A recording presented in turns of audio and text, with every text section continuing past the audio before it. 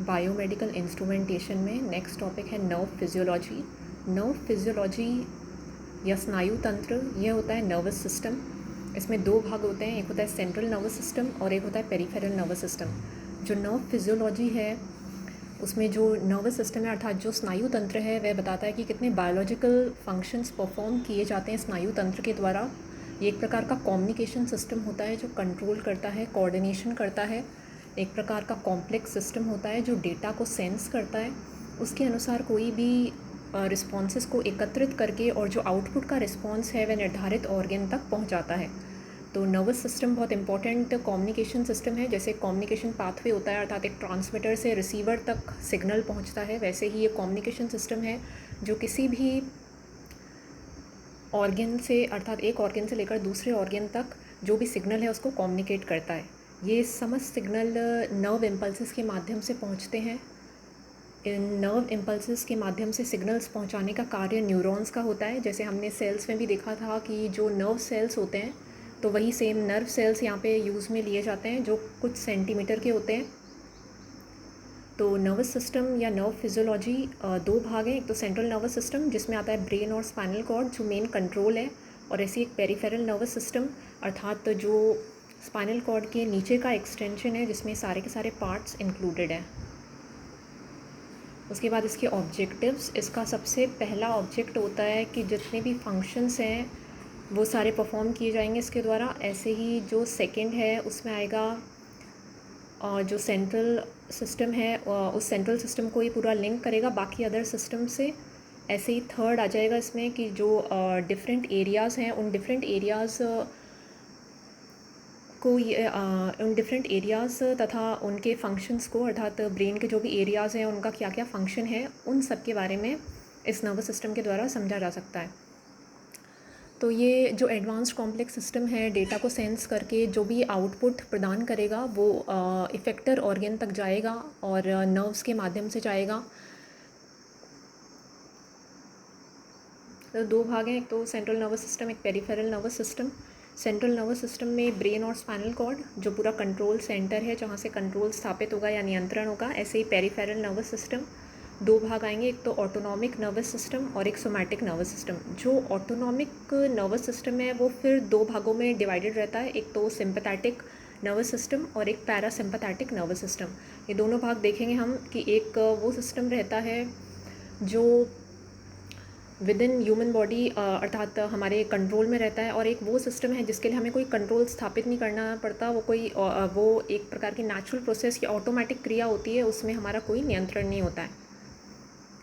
तो दो भाग हो गए, तो CNS और एक PNS, एक सेंट्रल नर्वस सिस्टम और एक पेरिफेरल नर्वस सिस्टम। तो नर्वस सिस्टम ये मुख्य नियंत्रण तंत्र होता है अर्थात जो स्नायु तंत्र है वो नियंत्रण स्थापित करेगा, कंट्रोल करेगा जितनी भी प्रोसेसेस हैं ह्यूमन बॉडी में, और उस कंट्रोल के साथ साथ जो भी सिग्नल एक ऑर्गन से दूसरी ऑर्गन तक पहुंचाना है उसका एक प्रकार का कम्युनिकेशन पाथवे की तरह एक्ट करेगा, और समस्त जितनी भी क्रियाएं हो रही हैं उनमें कोऑर्डिनेशन या समन्वय का कार्य करेगा। तो ये जो तंत्र है यह तंत्र नर्व इम्पल्सेस को कैरी करता है अर्थात एक ऑर्गन से दूसरे ऑर्गन तक जो सिग्नल पहुंचाया जाता है। जैसे एक नॉर्मल कम्युनिकेशन सिस्टम में हम देखते हैं कि ट्रांसमीटर से रिसीवर तक जो सिग्नल जा रहा है वो कम्युनिकेशन केबल के माध्यम से जा रहा है या वायरलेस अर्थात कोई ना कोई मीडियम उसमें यूज़ हो रहा है। वैसे यहाँ पर जो मीडियम हम काम में ले रहे हैं वो है नर्व इम्पल्सेस। इसी के साथ साथ जितनी भी मांसपेशियाँ होंगी अर्थात जो भी मसल्स होंगी उनके संकुचन तथा विस्तारण में अर्थात उनका जितना भी कॉन्ट्रैक्शन होगा उस सब में भी ये नर्वस सिस्टम हेल्प करेगा। नर्वस सिस्टम में जो मुख्य भाग होता है जिसके द्वारा ये सारा कंट्रोल किया जाता है, इसके लिए न्यूरॉन्स अर्थात जो नर्व सेल्स होते हैं वो लिंक्ड होते हैं आपस में। तो जो न्यूरॉन होता है सबसे छोटी इकाई होती है या सबसे छोटा भाग होता है एक नर्वस सिस्टम में। तो नर्वस सिस्टम की जो सबसे छोटी इकाई है उस सबसे छोटी इकाई को कहा जाता है नर्व सेल या न्यूरॉन।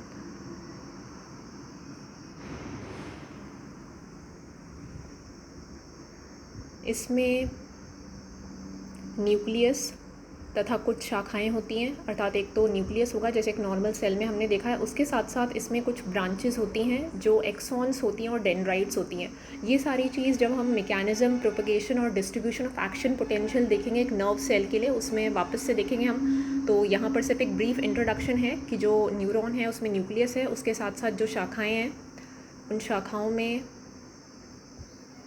डेंड्राइट्स हैं, ऐसे ही एक्सॉन्स हैं, निसल ग्रैन्यूल्स हैं, न्यूरोफिब्रिले हैं, जिनके माध्यम से जो सिग्नल है वो कम्युनिकेट किया जाता है एक ऑर्गन से लेकर दूसरे ऑर्गन तक। इसी में होते हैं न्यूरोट्रांसमीटर्स, जिनके माध्यम से जो भी सिग्नल है, इलेक्ट्रिकल इम्पल्सेस हैं, नर्व इम्पल्सेस हैं, वो एक स्थान से दूसरे स्थान अर्थात एक ऑर्गन से दूसरे ऑर्गन तक कैरी की जाती हैं।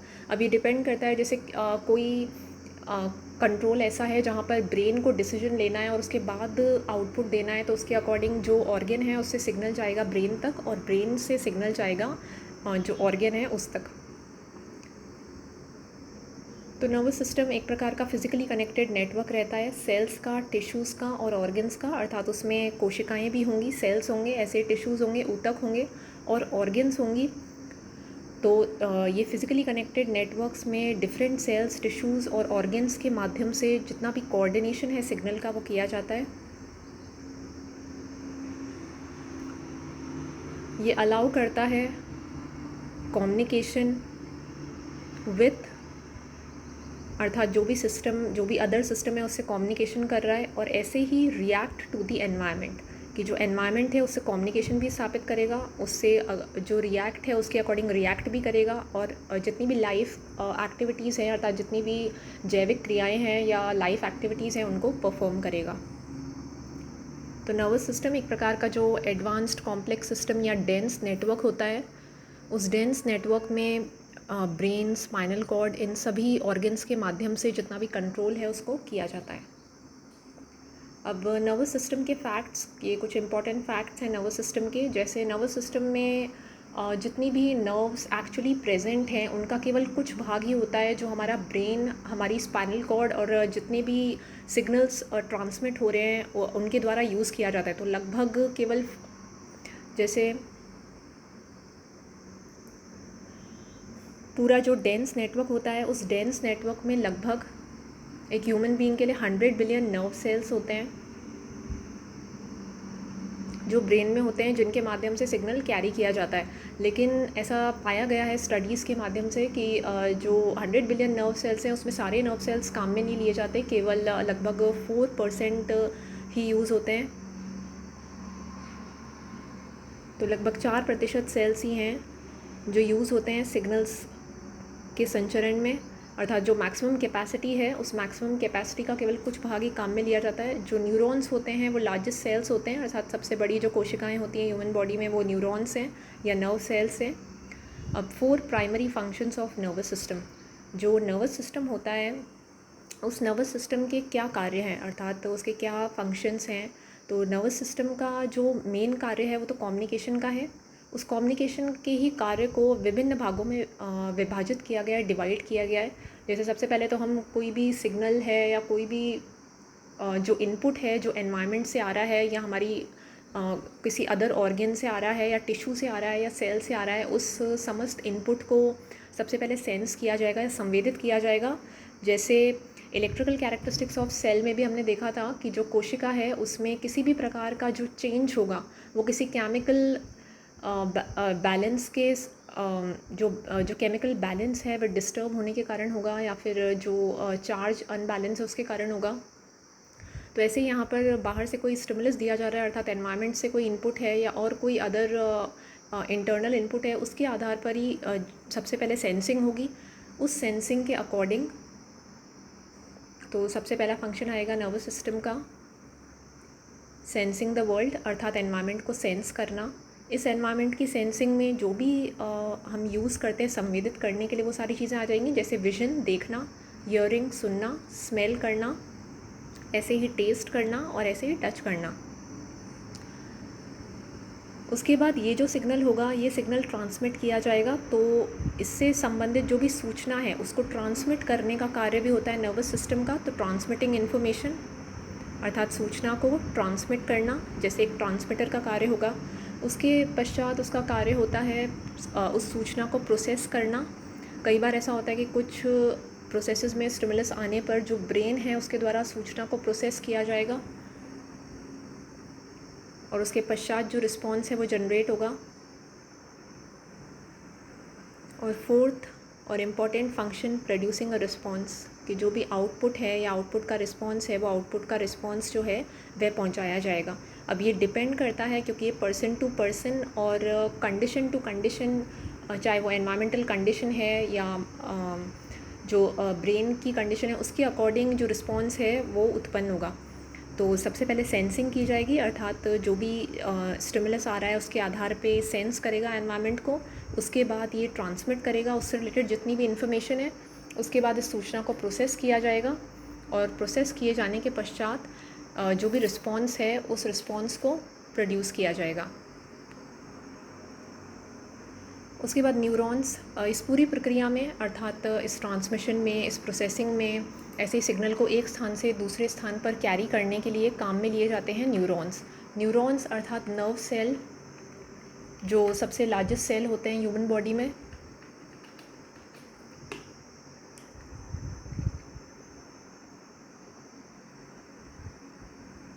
तो यह है नर्वस सिस्टम का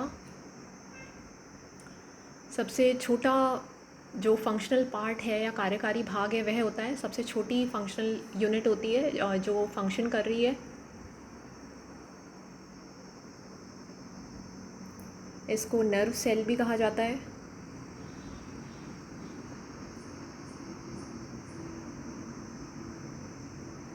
ये जितना भी इलेक्ट्रोकेमिकल सिग्नल्स होते हैं उनको ट्रांसमिट करता है। और जो ग्लायल सेल्स होते हैं, एक विशेष प्रकार के सेल्स होते हैं, वो न्यूरॉन्स की प्रोटेक्शन करते हैं, अर्थात न्यूरॉन्स को अन्य भागों से प्रोटेक्ट करते हैं या उनकी सुरक्षा करते हैं। वैसे हम आगे देखेंगे भी कि जो न्यूरॉन्स हैं उनमें जो ट्रांसमीटर भाग है और ऐसे ही जो रिसीवर भाग है, तो उन दोनों के मध्य में जो एक्सॉन्स लगे हुए होते हैं और ऐसे जो डेंड्राइट्स होते हैं वो स्वयं जो माइलिन की शीट लगी हुई होती है, जैसे एक साधारण केबल में अगर हम देखें तो इंसुलेशन होती है कि जो कॉपर वायर है उसके ऊपर क्या किया हमने कि एक प्लास्टिक की इंसुलेशन कर दी जिससे कि वायर जो है वो इंसुलेटेड रहे, प्रोटेक्टेड रहे। तो ऐसे यहाँ पर जो नर्व इम्पल्सेस अर्थात जो सिग्नल कैरी किया जाएगा जिस भाग के द्वारा, उसके ऊपर माइलिन शीट की एक कोटिंग होती है। तो इस कोटिंग की सहायता से और साथ के साथ जो ग्लियल सेल्स हैं उनकी सहायता से न्यूरॉन्स जो हैं उनकी सुरक्षा की जाती है।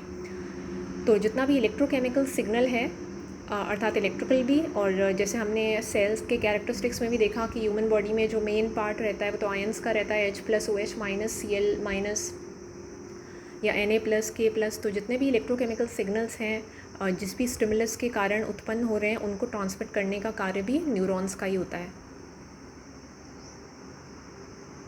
उसके बाद parts of nerve cells. Nerve cell जो होता है उसके कुछ पार्ट्स होते हैं, ये आगे जो हम डिस्ट्रीब्यूशन देखेंगे, प्रोपगेशन देखेंगे, एक्शन पोटेंशियल का, उसमें भी यही सेम चीज़ें होंगी। यहाँ पे सिर्फ एक इंट्रोडक्शन है। जैसे फर्स्ट पार्ट इसका होता है डेंड्राइट। डेंड्राइट का मुख्य कार्य होता है कि रिसीव करता है किसी भी केमिकल सिग्नल को, कि जो भी केमिकल सिग्नल नर्व सेल के पास आया उसको रिसीव करेगा डेंड्राइट। ऐसे ही सेल बॉडी।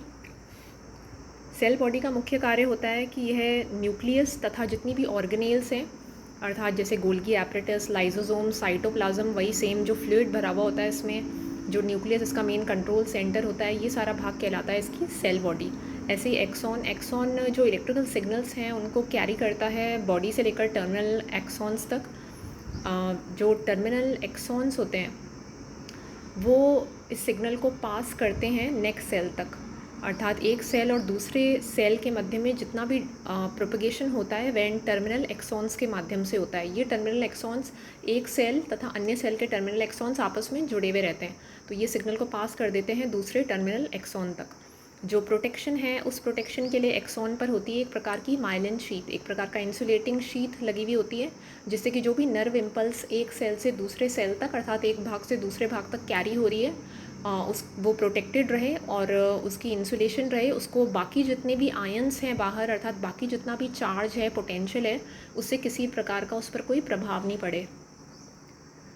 उसके बाद आता है parts of neuron nerve cell. तो ये होते हैं डेंड्राइट्स, जैसे हमने देखा डेंड्राइट्स क्या करेंगे, रिसीव करेंगे केमिकल सिग्नल्स को, तो ये रिसीविंग का पार्ट रहेगा।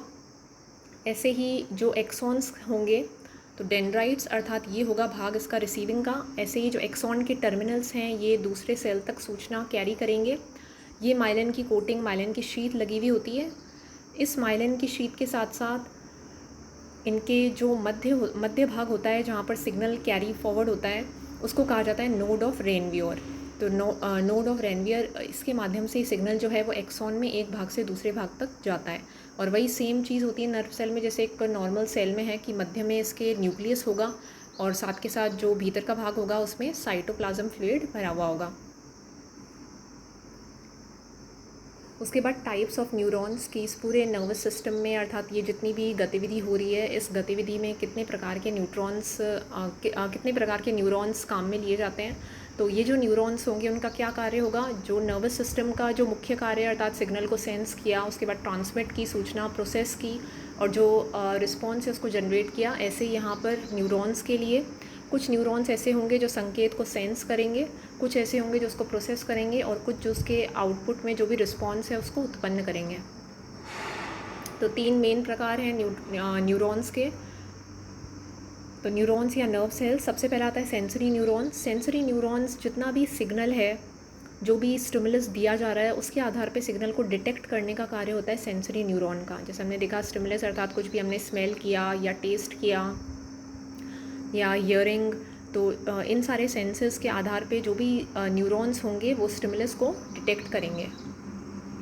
उसके बाद सेकंड, इंटरन्यूरॉन्स।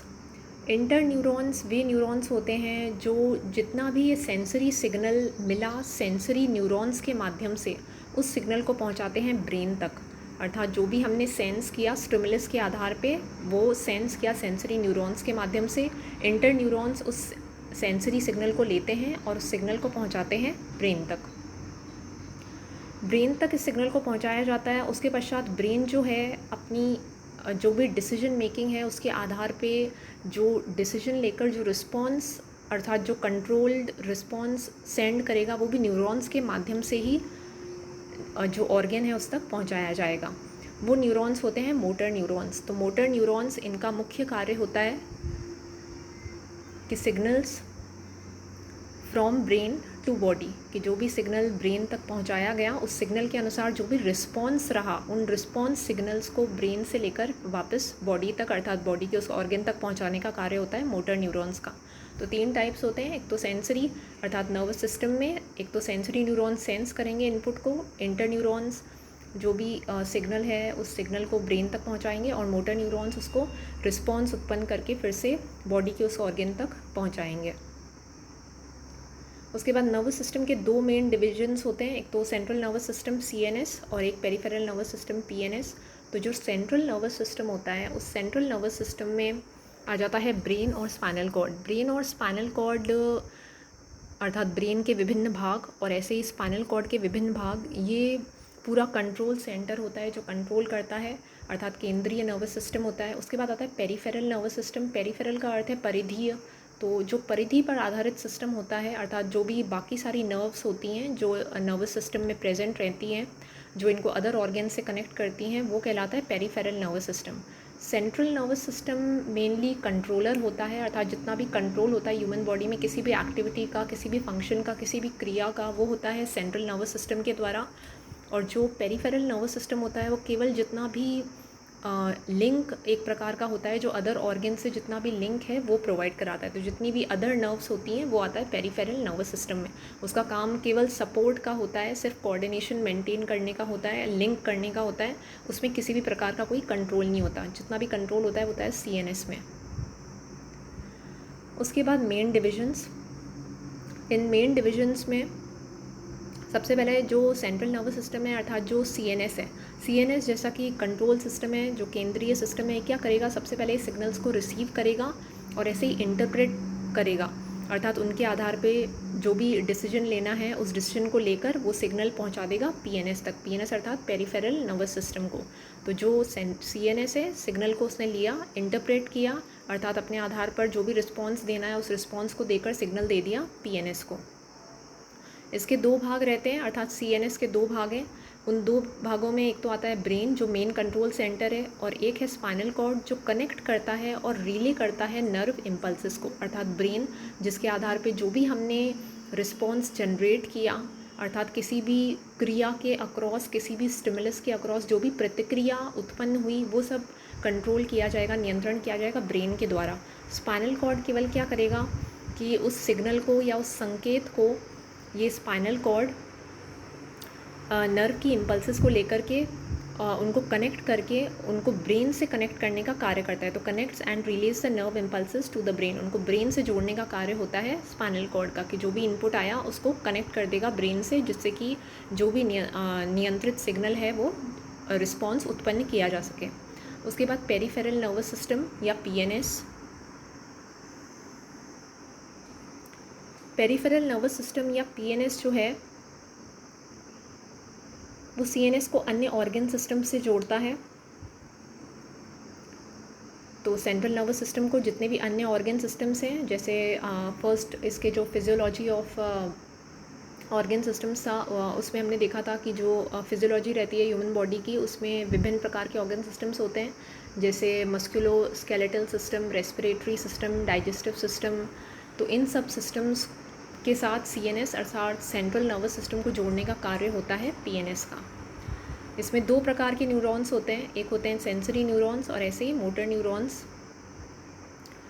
तो दो मेजर सब सिस्टम्स होते हैं इसके, एक तो सोमैटिक जो वॉलेंट्री मूवमेंट होता है, और एक ऐसे ही ऑटोनॉमिक जो इनवॉलेंट्री मूवमेंट होता है। तो सेंसरी न्यूरॉन्स जो होते हैं सेंस करते हैं स्टिमुलस के आधार पे, और मोटर न्यूरॉन्स उन सिग्नल्स को प्रोसेस करके उसका जो भी आउटपुट या रिस्पॉन्स है वो प्रदान करते हैं।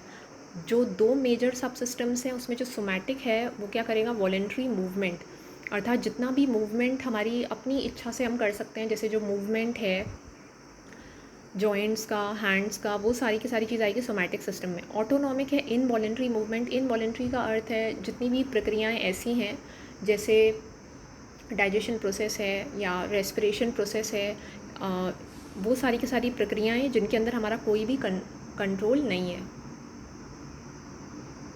वो सारी की सारी प्रक्रियाएं अपने आप ऑटोमेटिक होंगी।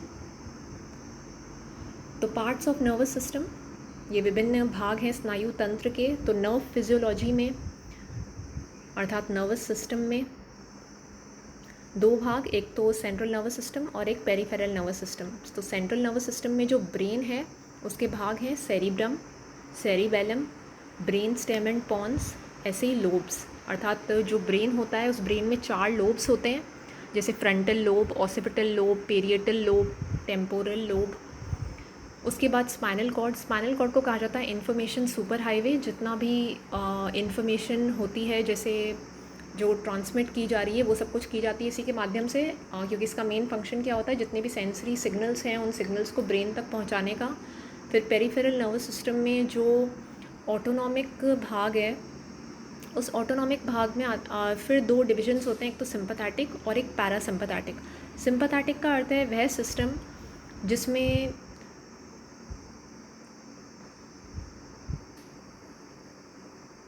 ऑटोनॉमिक में 2 भाग होते हैं, एक तो सिंपैथेटिक और एक पैरासिम्पैथेटिक। और ऐसे ही सोमैटिक जो है उस सोमैटिक में फिर से सेंसरी एंड मोटर नर्व्स आएंगी और रिफ्लेक्स आएगा। आगे ये चीज़ डिवीजन में आएगी सिंपैथेटिक और पैरासिम्पैथेटिक, अर्थात 2 भाग देखेंगे हम। एक ऐसा भाग होता है कि जब व्यक्ति नॉर्मल स्टेट में रहता है तो उसका रिस्पॉन्स कैसा होता है, और एक दूसरी स्थिति है कि जब व्यक्ति किसी डर की, भय की या फिर क्रोध की स्थिति में रहता है तो फिर उसका रिस्पॉन्स कैसा होता है। तो दोनों डिफरेंट रिस्पॉन्सेस उत्पन्न होते हैं। इन दोनों डिफरेंट रिस्पॉन्सेस का जनरेशन होता है ब्रेन से।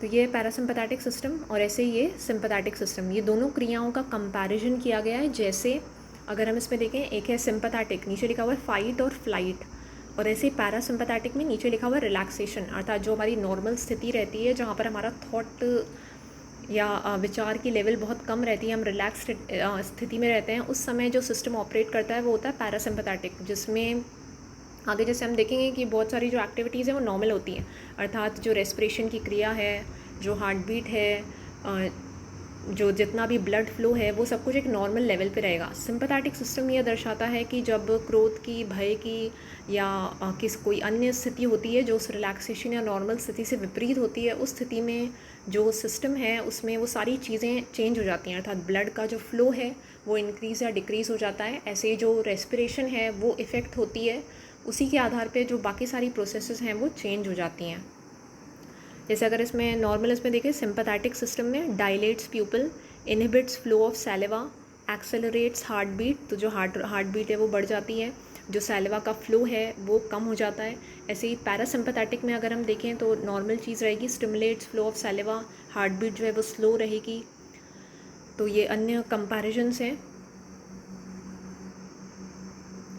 उसके बाद जो ब्रेन है, उस ब्रेन में जो विभिन्न भाग होते हैं, सेरिब्रम, सेरिबेलम, ब्रेन स्टेम और पॉन्स। इसके साथ साथ इसमें 4 लोब्स होते हैं। ये 4 लोब्स होते हैं हमारे पास, जैसे फ्रंटल लोब, जो इसके फ्रंट में लोब होता है वो होता है फ्रंटल लोब।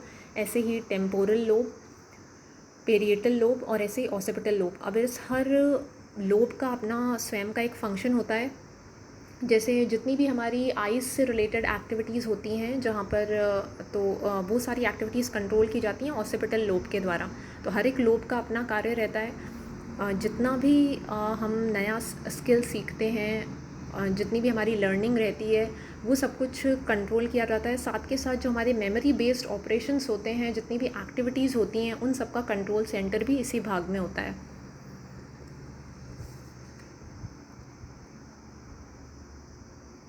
तो सबसे पहले सेरिबेलम जो होता है उसको कहा जाता है ब्रेन का माइक्रो कंप्यूटर। जितना भी हम कोई नया स्किल सीखते हैं या जो हमारा रिएक्शन रहता है वो सारा कंट्रोल रहता है सेरिबेलम के द्वारा। तो स्मॉलर पार्ट होता है जो ब्रेन में पीछे की तरफ होता है। इसका मेन फंक्शन क्या रहता है, जितने भी मूवमेंट्स हैं उनको कोऑर्डिनेट करना। तो हमारे जितने भी मूवमेंट्स हैं, रिएक्शंस हैं, उनको कोऑर्डिनेट करता है। अगर हम कोई नया स्किल सीखते हैं तो वो सारी न्यू लर्निंग जो रहती है वो सब कुछ भी इसी से कंट्रोल रहती है। ऐसे ही जो हमारा पोस्चर और बैलेंस होता है वह भी इसी के माध्यम से बनता है, इसी के माध्यम से मेंटेन किया जाता है या नियंत्रित किया जाता है। उसके बाद सेरिब्रम जो होता है वो लार्ज फ्रंट पार्ट होता है ब्रेन का। इस सेरिब्रम में 2 भाग होते हैं, एक लेफ़्ट पार्ट और ऐसे ही एक राइट पार्ट। जैसे अगर हम यहाँ पर देखें ब्रेन के स्ट्रक्चर में भी, तो ब्रेन के स्ट्रक्चर में सेरिब्रम जो है वो सबसे बड़ा भाग है। रेड से जो दर्शाया गया इसमें फ्रंटल लोब है, सबसे बड़ा भाग है और फ्रंट में है, अर्थात सबसे आगे है। तो इसमें 2 भाग होते हैं, एक तो लेफ़्ट पार्ट और ऐसे ही एक राइट पार्ट। इन लेफ़्ट और राइट पार्ट्स में होते हैं 4 लोब्स। तो इसमें यहाँ पर जैसे फ्रंटल लोब है, टेम्पोरल लोब है, ऑसिपिटल लोब है, पेरिएटल लोब है, इन सब का अपना फंक्शन होता है। तो जो फ्रंटल लोब है उसकी पूरी एक्टिविटी जो होती है, अर्थात सेरिब्रम जो है वो मेनली जितनी भी वॉलेंट्री एक्टिविटी है उसको कंट्रोल करता है। जितना भी हमारा मूवमेंट होता है या जो और क्रियाएं हम अपने नियंत्रण से, अपने कंट्रोल से कर सकते हैं, उन सारी क्रियाओं का। ऐसे हमारी जितनी भी मेमोरी रहती है, लैंग्वेज रहती है, ऐसे ही receive and response to sensory signals की जो भी बाहर से स्टिमुलस आया, इनपुट आया, वो सेंसरी सिग्नल्स जो होते हैं वो यही रिसीव करता है और इन्हीं के अनुसार जो रिस्पॉन्स है उसको उत्पन्न करता है, जिससे कि वह निर्धारित ऑर्गन तक पहुंचाया जा सके। उसके बाद आता है कॉर्टेक्स होता है top layer of the brain. ये स्टोर करता है जो भी एक्सपीरियंस होता है या और किसी प्रकार की लर्निंग होती है। अब जैसे इसमें फ्रंटल लोब जो रहता है, अर्थात ये जो है ये ऊपर का भाग है इस ब्रेन का। तो जो ब्रेन दर्शाया गया है उस ब्रेन का,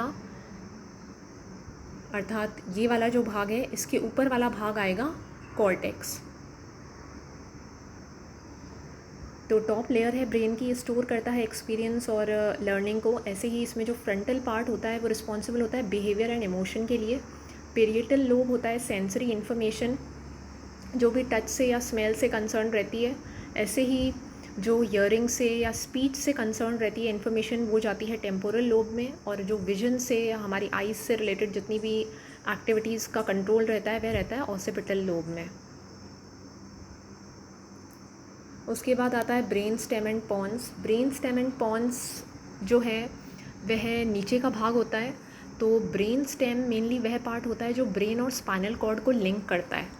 अर्थात ब्रेन स्टेम वह भाग है जो ब्रेन तथा स्पाइनल कॉर्ड को अर्थात ब्रेन को रीढ़ की हड्डी से कनेक्ट करता है या जोड़ता है।